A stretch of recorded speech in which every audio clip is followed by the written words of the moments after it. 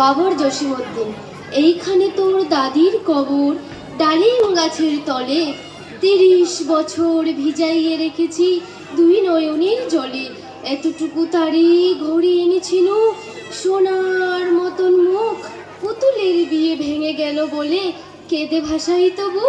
এইখানে ওইখানে ঘুরিয়া ফিরিতে ভেবে হইতাম সারা।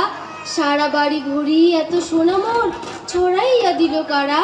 সোনালি উষার সোনা মুখ তার আমার নয়ন ভরি। নাঙ্গল লইয়া খেতে ছুটে যাইতাম গাইর পথ ধরি। যাইবার কালে ফিরে ফিরে তারে দেখে লইতাম কত।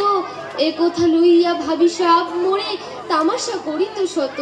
এমনই করিয়া জানি না কখন জীবনের সাথে মিশে ছোটখাটো তার হাসি ব্যথা মাঝে হারা হয়ে গেল দেশে।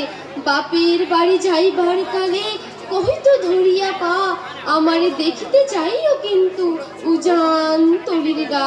শাপলা ঘাটে তরমুজ বেচে 2 পয়সা করি দেরি। পুতির মালার এক ছোড়া নিতে কখনো হতো না দেরি।